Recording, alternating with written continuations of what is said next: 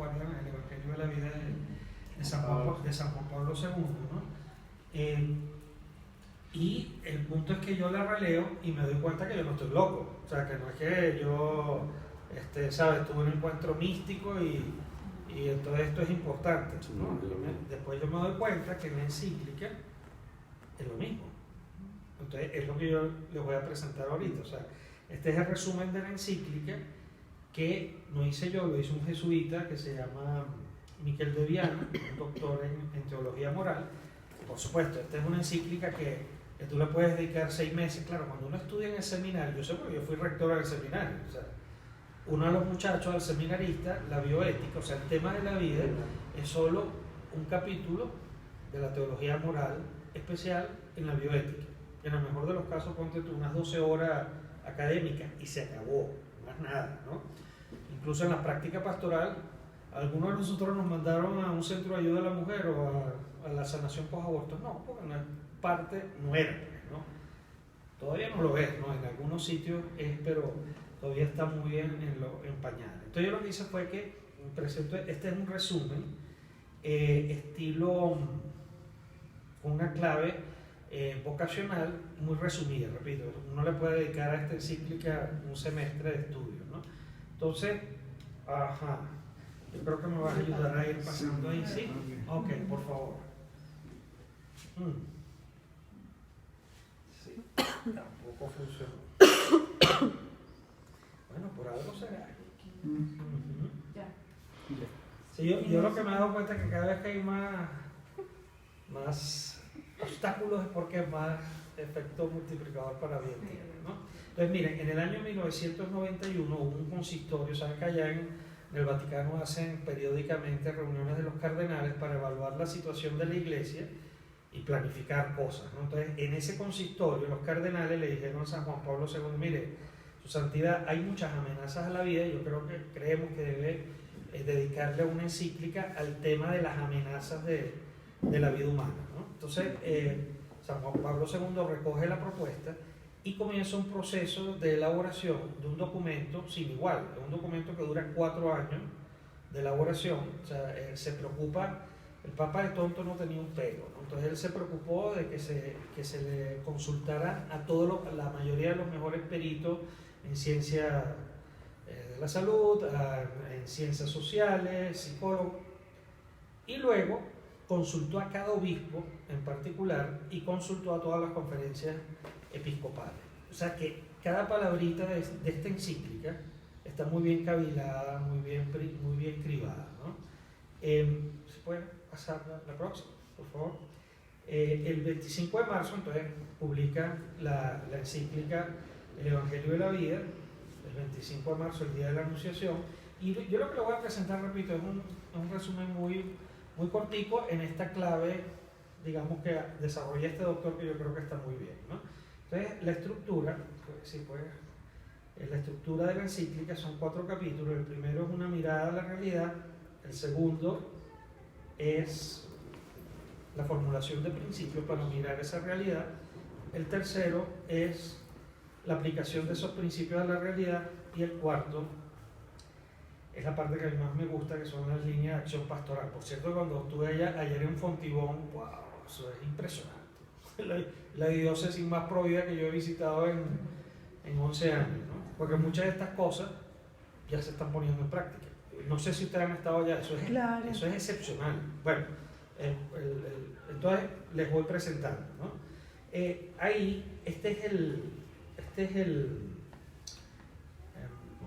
el objetivo, ¿no? El objetivo de la encíclica, que está en el número 4. Y lo único que quiero que nos fijemos acá, miren lo que dice, la presente encíclica, fruto de la colaboración del episcopado de todos los países del mundo, quiere ser una confirmación precisa y firme del valor de la vida humana y de su carácter inviolable, y al mismo tiempo una acuciante. Eso es lo que yo quiero que nos fijemos.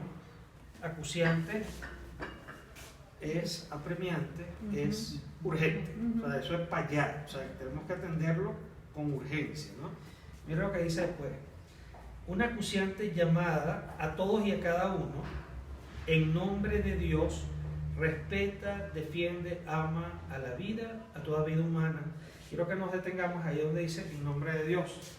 O sea, quiere decir que es un llamado a toda la iglesia, individualmente, a cada bautizado vocacionalmente. O sea, que no es una llamada sociológica, es una vocación, una llamada de Dios. Y luego, bueno,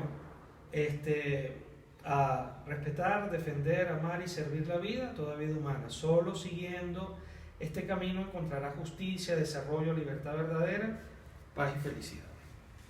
La próxima, por favor. Entonces vamos a ver la mirada a la realidad, ¿no? O sea, sabe que el Papa Juan Pablo II, mucha gente no lo sabe, pero él fue uno de los arquitectos de en el Vaticano II de tomar en cuenta la realidad, porque antes se hacía todo sin ver primero la realidad. Él fue de los que insistió que se tiene que ver la realidad y lo aplicó nuevamente aquí, ¿no? Entonces miren la realidad. En la realidad, o sea, San Juan Pablo II, recuerdan que los cardenales pidieron fueron las amenazas, ¿no? Y él se dedica de verdad a las amenazas, pero también ve los signos positivos. Entonces, solamente pasarlo, se dan cuenta de las cosas que ya se están haciendo buenas en el mundo, siguen habiendo esposos abiertos a la vida, familias abiertas a la adopción.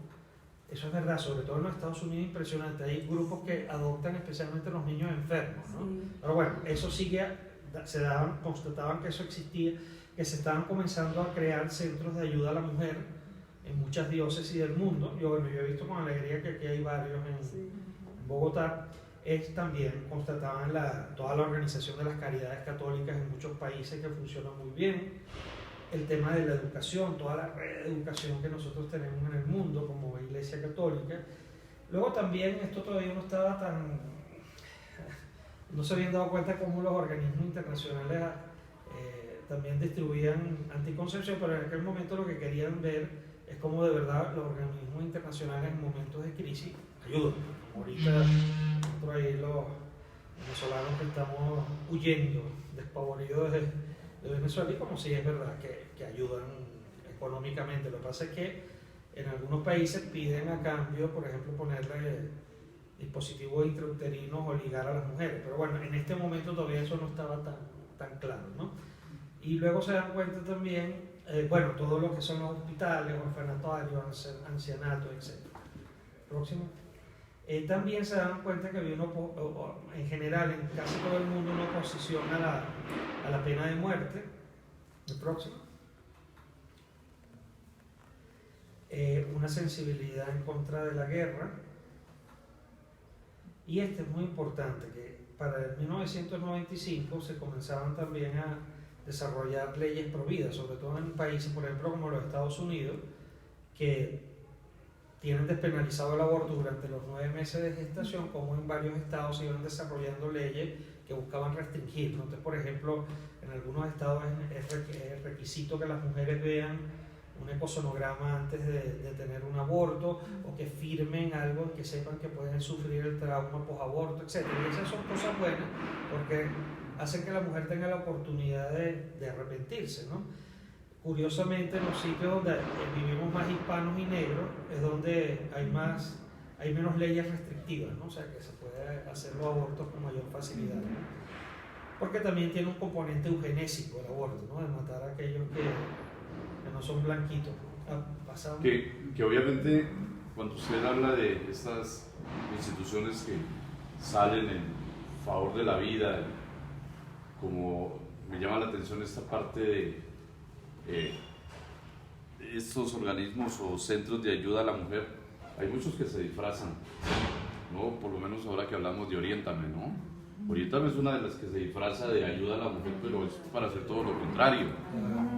Mismo bienestar familiar en nuestro país, misma Profamilia, todos esos son entidades que con el aval del gobierno se disfrazan incluso para acabar con la vida, ¿no? Sí, mira, me han comentado, en este viaje me comentaron que la gente, ya no recuerdo si es Profamilia o Oriéntame, uno de los dos, que cuando la gente entra en donde están las mesitas, ¿sabes? Que ponen material, tienen una foto del Papa Francisco y dice la misericordia del Señor, eso es etc. así. ¿no? O sea, dice Pamela que sí, ¿no? Entonces, ¿cómo tratan de engañar y manipular? Es cierto, ¿no?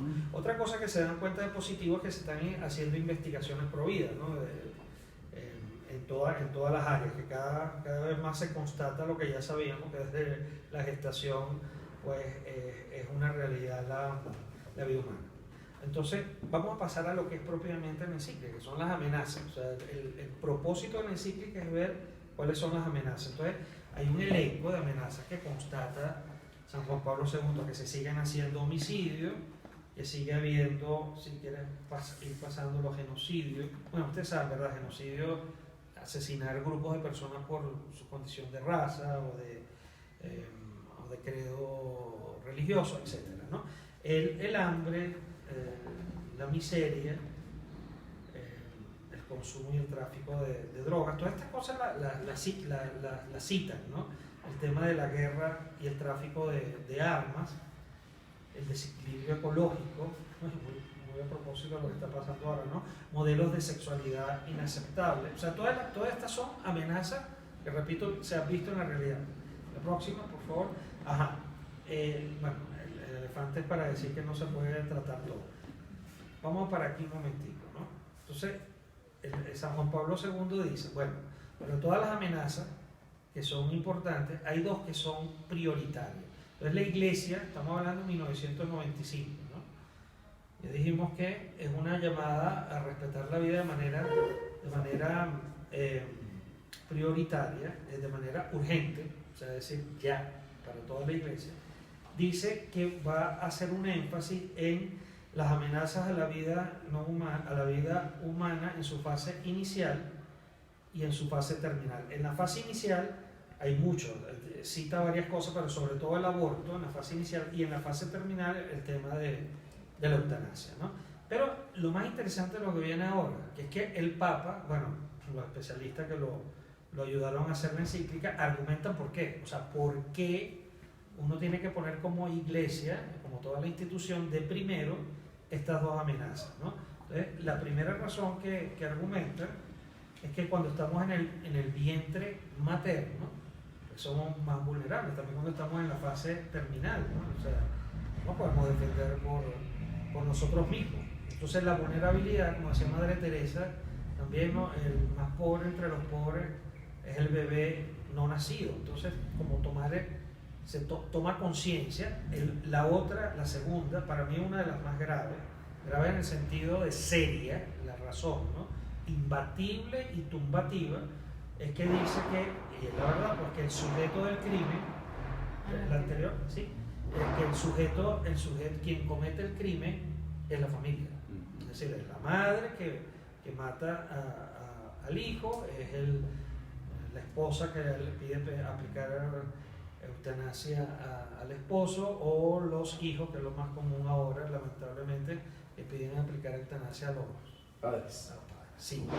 Bueno, y aquí ahorita que ustedes tienen eso es dramático. Nos pasaba el padre Alexander un video de un médico que ha hecho más de 700, creo que decía, eutanasias legales aquí en Colombia. Entonces, claro, la gravedad es que el sujeto es la familia quien comete el crimen. Por eso es que tiene sentido que sea una prioridad, ¿no? Y el tercero es que, y esto es muy importante, ¿no? Que esto que es malo, es decir, que la familia esté matando a seres humanos inocentes, y que la sociedad lo ha convertido en parte de su cultura. O sea, la manera en que nosotros nos organizamos como sociedad, la manera en que nosotros educamos, la manera en que nosotros hacemos películas, hacemos música y hacemos leyes, favorecen esa parte, ¿no? Entonces, piensa como el Papa, y el Papa acuña lo que se llama la cultura de la muerte, que es eso, pues que toda la sociedad en su organización favorece la matanza de los seres humanos más indefensos y más inocentes, ¿no? Entonces, bueno, claro, uno ve estas cosas. Entonces cuando uno dice, oye, sobre todo, y yo lo reflexionaba por mí, dice, bueno, yo no estaba tan loco, ¿no? O sea, quiero decir, aquello que yo percibí tiene un razonamiento, o sea, que no es solamente un tema del número de que es un tema masivo, sino que esto es un tema pastoral para la iglesia, ¿no? En el cual tenemos que darle prioridad a uno. Ok, vamos a pasar al tema de los principios. ¿Se recuerdan que, repito, esto es una clave interpretativa, ¿no? O sea, no es estrictamente así. Uno podría estudiar, como les digo, la encíclica durante 6 meses en un curso, pero esto es una clave interpretativa, ¿no? El tema de los principios, ¿no? Una vez vista la realidad, ¿con qué principios vamos a juzgar? Repito, aquí estamos en una cuestión confesional. La charla que yo di en el Congreso no nombraba a Dios ninguna palabra, ¿no? Porque era más los argumentos no confesionales, pero este es directamente confesional porque está dedicado a los bautizados, en primer lugar. Entonces, ¿cuáles son los principios para ver la realidad dando prioridad al tema de la vida? Entonces, bueno, lo primero es que el mismo Jesús se identifica. Solamente sacamos uno de los principios que están ahí. Primero, que el Señor mismo se identifica como el Señor y la vida. Él mismo se identifica como la vida y la vida en abundancia. La próxima, por favor. Ajá, el otro principio, este es uno de los principios más, vamos a decir, más contundentes, ¿no? Que es la opción preferencial por los pobres, ¿no? O sea, siempre en la iglesia, incluso, bueno, ustedes saben todo el proceso para que la iglesia aceptara finalmente, digo, en las últimas décadas, esta opción por los pobres, porque bueno, también es verdad que hubo algunos grupos que lo manipularon un poco con lo de la guerrilla, y bueno, ya sabemos toda esa historia, ¿no? Pero lo que es incontestable es que es verdad que el amor preferencial por los pobres es algo que siempre ha sido así. Entonces, saquemos conclusiones. Si decimos que los más vulnerables, los más pobres son los que están al final y al inicio, o sea, está en el corazón de la pastoral de la iglesia, ¿no? El próximo. Sí. Hay una situación que a mí, pues desde mi ministerio siempre me ha preocupado, y es el populismo que está tan de moda en todos los países latinoamericanos y que ahora se ha permeado en nuestra vida política, en nuestra vida social, con esos discursos y con ese pensamiento de izquierda que lo que promueve es todo lo contrario de lo que usted dice. Y a mí me sorprende y me preocupa que desde los mismos altares los presbíteros están emitiendo unos discursos defendiendo la izquierda y en contra del evangelio, ¿no? Y no se puede decir nada porque patrocinados por algunos obispos. Entonces uno dice, pero oiga, si Jesucristo está hablando de la opción fundamental por los pobres, fue la opción fundamental de Cristo, ¿no? Entonces, si estamos defendiendo la vida, ¿por qué hablamos un idioma completamente distinto? ¿De qué manera buscar una estrategia o un mecanismo que permee y que hablemos el mismo idioma todos? Porque mientras nosotros, bueno, nos encontramos acá, fantástico, quizás los tres podemos asumir una postura y seguir trabajando por lo fundamental, pero el resto... Bueno, ese es el reto, ¿no? El reto es que la información... O sea, pero es que a veces los mismos... O sea, quiero decir, esto a uno le informa. ¿Te acuerdas lo que comenzaba yo diciendo? Sí, claro. Que el problema es que esto no se conoce. O sea, primero intelectualmente. Y ustedes saben, cuando uno fue seminarista, uno cuando va al seminario, en tu corazón escribe lo que escriben los formadores, ¿no? Entonces, si esto no te lo ponen como una urgencia, no te lo muestran como la realidad pastoral que debe ser, pues simplemente es ir contracorriente.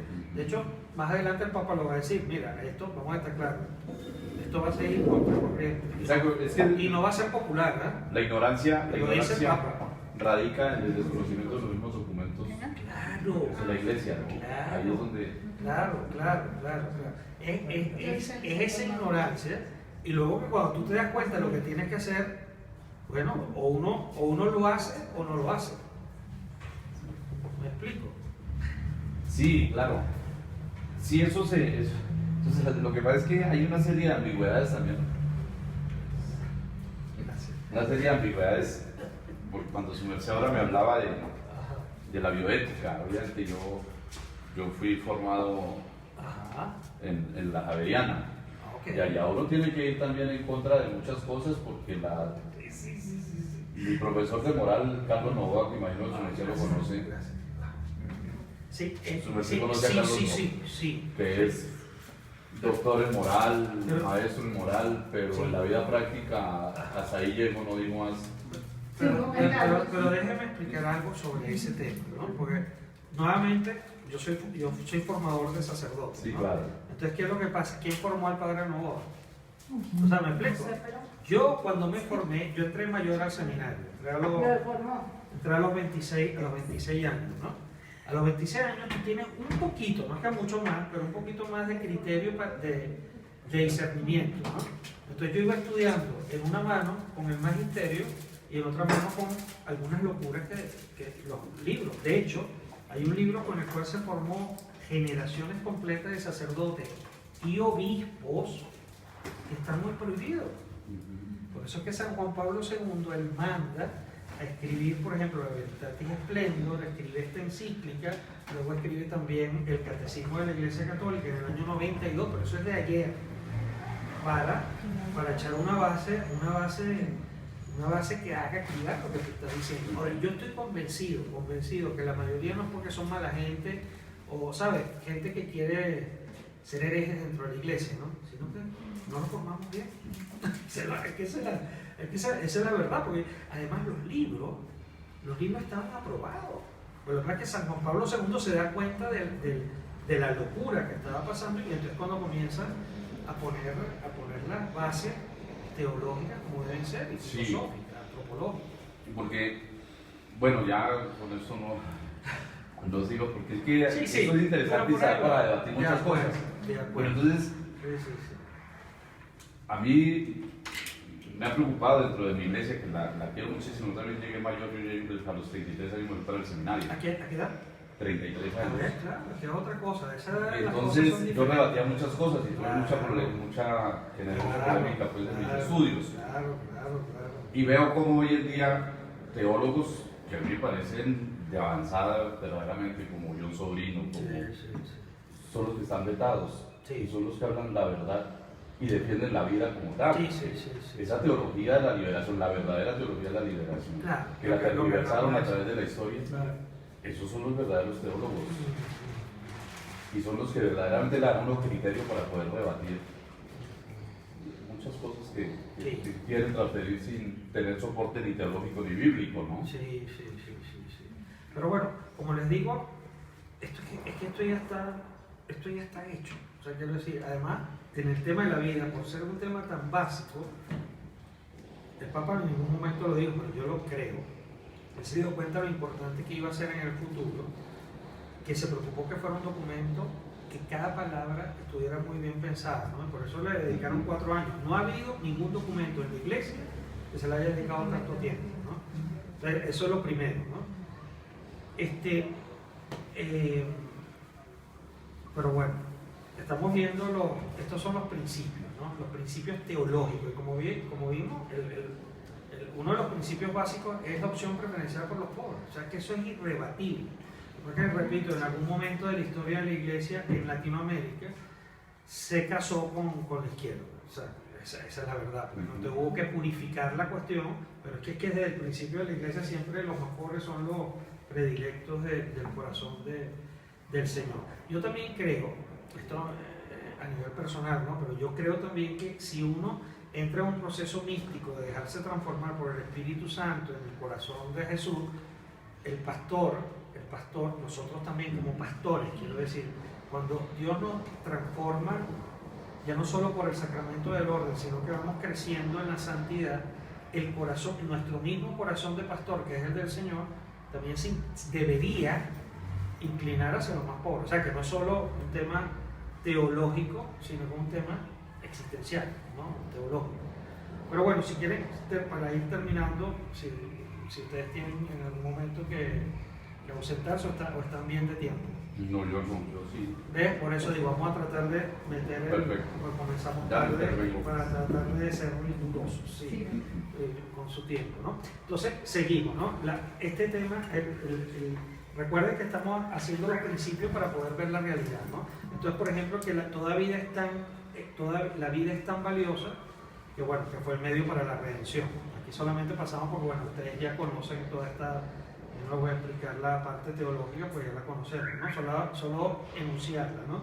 que la vida es tan valiosa que es el medio para participar de la vida de Dios. Parece algo tan tontito, ¿no? Pero bueno, primero hay que nacer para poder participar de la vida de Dios, ¿no? Y luego que toda vida es sagrada, creados imagen de Dios, sabemos que somos propiedad de Dios. Todo esto son argumentaciones confesionales, ¿no? Pero bueno, ya sabemos que esto después debería traducirse en planes diocesanos, planes a nivel parroquial, y ahí hay que ya argumentar también no confesionalmente. Y luego que somos, el otro gran criterio es que somos custodios los unos de los otros, no como Caín y Abel que mató al hermano, ¿no? Bueno, entonces, aplicación de los principios. Aquí no me voy a detener mucho, solamente lo contundente. En el número 62, el Papa desarrolla un número que yo creo, en la manera en que lo escribe, que es un dogma de fe en materia de costumbre, el último gran dogma de fe. Recordemos que está hablando a la iglesia, ¿no? ¿Por qué? O sea, saben que cuando se hace un dogma, desde la teología dogmática, uno tiene que decir, o sea, el Papa cuando va a hacer un dogma dice, yo estoy hablando como sucesor de Pedro, hemos hecho ya el estudio de todo lo que ha pasado sobre este tema en la historia, y entonces yo decreto. En la fórmula que utiliza respecto al aborto es esa. O sea, ¿y por qué? Yo repito, esto ya es especulativo, pero bueno, yo lo he dicho y lo he compartido con obispo. Yo estoy convencido que él lo hace porque se da cuenta que hay algunos países, como en los Estados Unidos, donde había sectores católicos que estaban apoyando el aborto. Aquí, para que no haya duda, o sea, y lo dice clarito, matar a un ser humano inocente siempre es malo, y lo ha sido en el pasado, lo es en el presente y va a ser en el futuro, y lo decreta, ¿no? Lo mismo, repito, no me voy a detener en eso pero hay que saberlo expresamente, porque estamos hablando de un ámbito católico, ¿no? Respecto a la eutanasia, en el número 65 hace lo mismo. La misma manera en que lo expresa es como para que no haya duda. Y fíjense, esto es profético porque el Papa lo está escribiendo en el 95 y es lo que está pasando, o sea, que se está destapando a niveles como, pienso que el Papa vio un tsunami que venía y dijo, se están retirando las aguas, están retirándose las aguas, prepárense. Bueno, en algunos sitios, si uno, esto todavía no es conocido, esa es la verdad, ¿no? Y la otra aplicación, recuerda que estamos en el momento de la aplicación de los principios, ¿no? La otra aplicación, la próxima, es el tema de las leyes. O sea, San Juan Pablo II lo dice clarito y hace toda la argumentación. En conciencia, un católico jamás puede obedecer una ley que es injusta. Y hay que estar dispuesto a cárcel y, si es necesario, a la muerte, ¿no? Entonces, clarito, la aplicación. Hay muchas más aplicaciones, yo solo presento las que yo creo que son las tres más importantes. Y luego la parte que es más bonita, que es la que a mí más me gusta, es lo de las líneas pastorales, ¿no? ¿Qué es lo que la iglesia debemos hacer? Les confieso que en la mayoría de sitios donde yo voy, para mi tristeza y la de muchos, ¿no? Estas cosas no se han puesto en la práctica en muchos sitios, ¿no? Pero aquí sí. Ayer me decían que estaban preocupados allá en Fontibón porque de 60 parroquias tenían en 30 el comité pro vida, la pastoral de David. Y yo decía, por favor, bendito sea Dios que hay la mitad de las parroquias. ¿Usted sabe lo que es eso? Yo decía, eso no existe en ninguna parte del mundo, ¿no? Pero bueno, las líneas pastorales, solamente se las enuncio. San Juan Pablo II dice, ¿a dónde debe llegar la defensa de la vida? O sea, ¿en qué ámbitos, ¿no? Pastorales, o sea, como de la pastoral de la iglesia. Dice, en el querigma, es decir, en el anuncio querigmático, ahí tiene que estar también la defensa de la vida. Yo lo vi ayer, por ejemplo, entre paréntesis, ayer me llevaron a celebrar la misa del Padre Chucho. Muy singular, en el sentido de que es como muy festiva la cosa, pero él estaba anunciando el Evangelio y hablaba y decía, la vida comienza desde la concepción, tenemos que defender, o sea, como en la predicación normal. Luego, en toda la catequesis, 1995, dice que tiene que estar en toda la catequesis, o sea, es decir, que cada catequesis de primera comunión y de confirmación debería haber especialmente un capítulo, ese capítulo, ¿no? Que lo lógico sería que en las conferencias episcopales y después en las diócesis lo elaboraron. ¿Cuál es la verdad? Que de ordinario... Desde la formación prematrimonial, ¿no? Por supuesto, todo. Ahí, en todas las catequesis de la iglesia, y yo suelo decir también que las que le dan a los obispos cuando los hacen nuevos, ¿no? Que los mandan para allá a Roma, ahí también debería. Bueno, a ver, más adelante, toda la predicación, esto es San Juan Pablo II, ¿no? Él dice, todo el año litúrgico, los curas, tenemos que hablar de estos temas. Mire, usted no se imagina lo que la gente lo agradece. Cuando, por ejemplo, uno dice que la té de cobre es abortiva, ¿cuántas mujeres a mí se me han acercado? Padre, yo no sabía. Es que es la primera vez que yo lo escucho en un púlpito, gracias, y se la han quitado, y gente de oración y comunión. O sea, que no se enteran, o sea, del efecto abortivo que tiene, por ejemplo, la té de cobre. Pero bueno, hay que anunciarlo durante todo el año litúrgico. La otra parte pastoral, esto es buenísimo, mira al nivel que baja el Papa, ¿no? El Papa dice el diálogo personal. O sea, en el diálogo, la foto que yo pongo es una peluquería, ¿no? Entonces, bueno, ahí en la peluquería, cuando se está hablando, cualquier bautizado, sacan un tema que es sobre el tema del aborto. Hay que estar preparado para uno dar su opinión. Esto es San Juan Pablo II en el 95, ¿eh? Miren al nivel que llegó a bajar. Otra cosa, toda la educación. Nosotros que tenemos los colegios católicos, que tenemos tantas plataformas, San Juan Pablo II dice, en toda la educación tenemos que introducir el tema de la defensa de la vida. Este es importantísimo. Ustedes dos hermanos, tres que son sacerdotes. Mira lo que dice el Papa. Dice, la celebración de los sacramentos, cuando la estamos celebrando, tenemos que introducir el tema de la defensa de la vida. Hay unos que es más fácil, por ejemplo, cuando uno celebra el bautizo, es facilito, ¿no? Bueno, vamos a celebrar el bautizo. Ajá, ¿y cuándo comenzó a nacer fulanito de tal? Bueno, el momento de la concepción. Entonces, aprovechar cada momento celebrativo para ir dejando la semilla. Por ejemplo, cuando uno va a poner la unción, siempre hay que decir, mira, alertar sobre la eutanasia para que la gente le vaya quedando el mensaje, ¿no? Si quieren pasar a la próxima. Y luego dice San Juan Pablo II, hay que apreciar lo que tienen de bueno las culturas, ¿no? Porque hay culturas, ¿saben? Las semillas que se han esparcido del verbo encarnado antes que venga el mensaje explícito. Eso es teológicamente correcto, dice San Juan Pablo II, que hay que detectar eso en las culturas. Entonces, por ejemplo, en nuestros países celebramos los 15 años de las muchachas, bueno, muchos de nuestros países.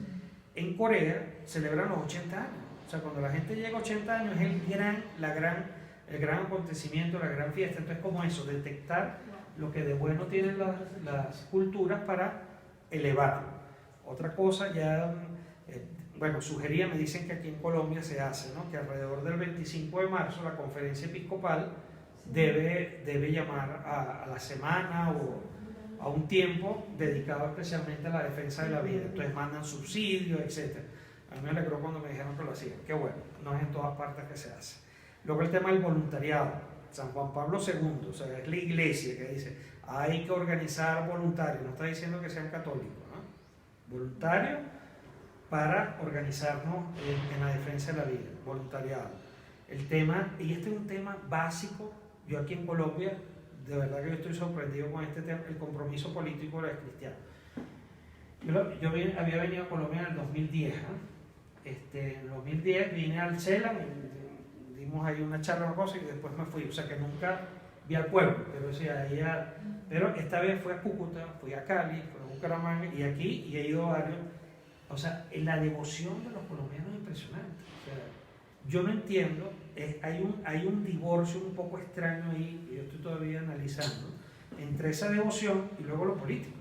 O sea, es como que si por un lado va la devoción y por otro lado va la política. Sí, es un poco extraño, pero bueno, San Juan Pablo II, lo digo yo, dice, 1995, hay que organizarse políticamente, hay que inscribirse para votar, hay que formar bien la conciencia de por quién votar, y luego ir a votar usted y llevar otro. Yo estoy convencido, puede ser que yo me equivoque, pero yo estoy convencido que en el momento que aquí en Colombia haga el clic entre esa devoción y lo político, aquí van a haber unos sorpresones. O sea, sorpresa. Pero lo que pasa es que aquí en Colombia y en la diócesis que sea, usted va a orientar al pueblo a ese respecto. Entonces el mismo obispo se está haciendo proselitismo político, entonces queda vetado también, porque los mismos obispos son los que se encargan de controlar esa parte. O usted, padre, va a hablar acá en su parroquia de eso y usted se gana un veto por eso. Bueno, porque está haciendo proselitismo político y es obligación nuestra hacerlo. Pero entonces el desconocimiento desde dónde viene. Bueno, pero lo que quiero decir es que lo interesante de esto es que el magisterio de la iglesia ya se pronunció. O sea, está diciendo, no está diciendo tú di por quién vas a votar, pero el feligrés tiene derecho a que le digan, usted tiene que ir a votar y usted tiene que formar su conciencia, y también la iglesia puede hacer, de hecho muchos países lo hacen, la misma iglesia, guías de votación, le dice, mire, tal candidato, la posición sobre el aborto, por ejemplo, es esta, porque la gente tiene derecho a estar informada y es parte del compromiso. Es decir, yo se lo decía a la gente, yo estoy convencido, hay algún obispo, y yo lo repito, que lo han dicho y yo lo repito, en un país donde tú ir a votar puede ser la diferencia de que deroguen una ley del aborto, no ir es pecado mortal. O sea, tienes que confesarte, para poder volver a comulgar, porque la política es el ejercicio, uno de los ejercicios más finos de la caridad, ¿no? O sea, de la entrega al otro. Pero bueno, continuamos, ¿no? Ese tema solo sería para desarrollarlo, ¿no? Luego el tema de la animación social. El mismo Papa dice, hay que protestar, o sea, por las cosas, bueno, no lo dice así directamente, pero eso, hay que organizarse para expresarse en la sociedad, ¿no? Entonces, bueno, claro, aquí habría que protestar un poco más, pero bueno, sigamos a ver, seguir haciendo centros de ayuda a la mujer, dice San Juan Pablo II. Otra más, por favor, vamos a llegar rapidito aquí. Seguir insistiendo en la familia provida, todo el trabajo de la pastoral familiar, hacer proyectos, por ejemplo, de que en las parroquias haya centros de ayuda a la mujer, o sea, que la parroquia y la familia se conviertan en centros de ayuda a la mujer. De hecho, Bogotá es el único que yo he visto que eso ha pasado. Ya no recuerdo en qué parroquia. En 2010 me llevaron a ver ese centro de ayuda. Luego crear centros de orientación familiar diocesano. Yo no sé, me dijeron que esto todavía como que no hay, ¿no? Luego el tema del ecumenismo, ¿no? Fíjate, el Papa lo dice, ecumenismo y diálogo interreligioso. Tenemos que reunirnos con los de otras religiones y de otros credos cristianos en este tema. O sea, si en este tema, con los hermanos evangélicos y los judíos estamos claros de que la vida comienza en la concepción, maravilloso. Brazo con brazo, sin perder la identidad, ¿no? Que yo siempre le digo a la gente, ¿no? Que brazo con brazo y te vas con los evangelios. Bueno, luego este tema es muy importante, detectar, San Juan Pablo II dijo que en el futuro aquellas mujeres que habían tenido aborto, el testimonio público iba a ser tumbativo para ayudar a la gente a crear conciencia. Entonces esta muchacha es una mexicano-estadounidense, se llama Patricia Sandoval. Por cierto, que yo creo que esa fue una vez que vino aquí a Colombia, en un colegio. Y entonces, que ellas den testimonio, ¿ves? O sea, cómo el aborto les afectó en su vida, para que la gente no pase por ahí. Si quiere, pasa la próxima. Claro, los médicos, lo ideal es algunos retos. Yo solamente se los dejo ahí para que ustedes evalúen. Si quieren, lo vamos pasando, solamente lo enunciado. Esto debe convertirse en un plan diocesano pro vida y en un plan parroquial pro vida. O sea, todo esto que hemos hablado, o sea, para hacerlo carnita de verdad, ¿no? Bueno, como les digo, allí en Fontibón, ya en la mitad de las parroquias, yo quedé así como, wow, ¿a dónde me mandó Papá Dios? Por lo menos uno, de vez en cuando uno tiene unos consolitos de este estilo, ¿verdad? Ok, luego una campaña de oración permanente, porque todo esto tiene que estar basado, bueno, ahí con los amigos de 40 días por la vida, de eso se trata, ¿no? El cambio viene por la oración, hay oración y acción, ¿no? Pero sin oración no hay la acción que se debe hacer. Entre católicos, una campaña del quinto mandamiento. Hay gente que solamente tú le hablas de que Dios no le gusta matar y es suficiente para que no tenga un aborto. Yo lo he visto, ¿no? Yo lo he visto.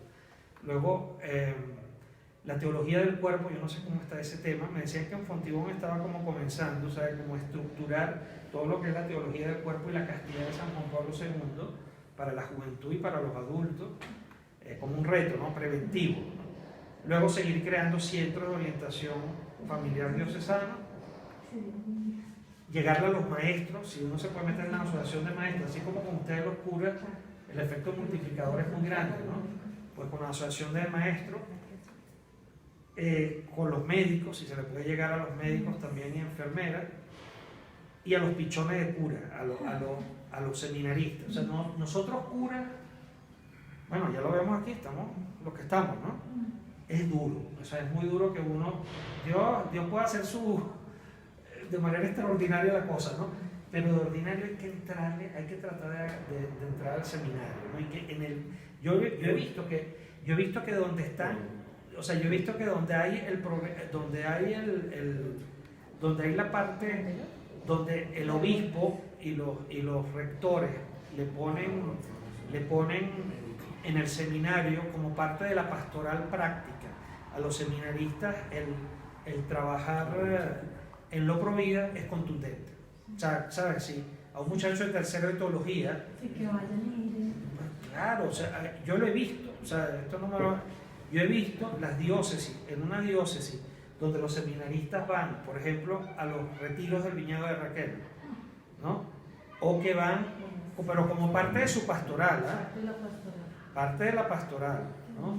O que van a los centros de ayuda a la mujer, como parte, ¿sabes? Como cuando uno hizo pastoral yendo a dar catequesis, o que tu parte de la pastoral sea la prevención para que no haya aborto, con charla, bueno, eso cambia. Yo he visto seminaristas que fueron formados así, uno no le tiene que decir nada. Cuando llega cura, lo pone de prioridad como debe ser. Bueno, ya terminando, tenemos que hacernos especialistas en discernimiento espiritual, porque aquí en este apostolado los errores se miden en vidas humanas que se pierden. Entonces, bueno, temor y temblor, pero hay que ser especialistas, ¿no? Entonces, todo lo que es el discernimiento ignaciano, que ahí no hay que inventar, eso ya está hecho, ¿no? El próximo. Y bueno, ya terminando lo que les decía un poquito antes, ¿no? Esto es contracorriente, o sea, todos los apostolados son contracorrientes, pero este es un apostolado dentro de la iglesia que no va a ser popular. O sea, uno va a ir contracorriente, más bien te van a criticar, van a decir que eres un loco, que eres fanático y tal, pero bueno, ya uno sabe que no, que aquí está la sustentación teológica práctica de que no es así, ¿no? Pero hay que contar con eso. No va a ser popular, este es un apostolado de la cruz, ¿no? La próxima, por favor, ya terminando. Y con esto terminamos. Y esto es San Juan Pablo II, no es que yo lo estoy poniendo, ¿no? San Juan Pablo II, cuando habla de que el llamado es para toda la iglesia, pone la parábola del buen samaritano, tremendo. Ustedes saben que en la parábola del buen samaritano, ¿quiénes son los que no responden el llamado, ¿no? Los religiosos, ¿no? Y es el ejemplo que el Papa pone. Y lo dice clarito, dice, mira, este llamado es para toda la iglesia, un llamado para toda la iglesia. Si un llamado para toda la iglesia en la clave que vimos, debería ser el plan diocesano, debería ser transversalmente, debería tener el tema de la defensa de la vida, ¿no? Pero luego dice, pero el juicio es individual. O sea, nadie va a decir, no, es que yo estaba en la diócesis de tal y ahí no tenían esto de prioritario. Bueno, ya después que uno ha tenido esta inducción, uno va a ser enjuiciado como que si ya no... O sea, lo tenemos que poner de prioritario. Y bueno, yo trato de... Señor, ábrenos. Yo trato de que cuando Dios abre una puerta, pues aprovecharla como el día de hoy. Gracias por venir, hermanitos. Le agradezco mucho, ¿no? Ese era lo que les quería. Solo dejarle la página web para que si quieren seguir. Hemos desarrollado esa página que es defiendelavida.org, que es como una biblioteca de todo, de muchas cosas prohibidas, ¿no? Es como un compendio, ¿no? Y ahí pueden conseguir mucha información. Por ejemplo, lo que yo les decía que es importante discernir. Yo grabé ahí un video que resume cómo es el discernimiento ignaciano, ¿no? Entonces lo pueden conseguir ahí. O sea, de todo lo que hablamos, en la página lo que se hace es profundizar. Y yo estoy a la orden, sobre todo por Facebook y en el correo electrónico. Me consiguen con toda seguridad, cualquier cosa que necesiten estamos a la orden.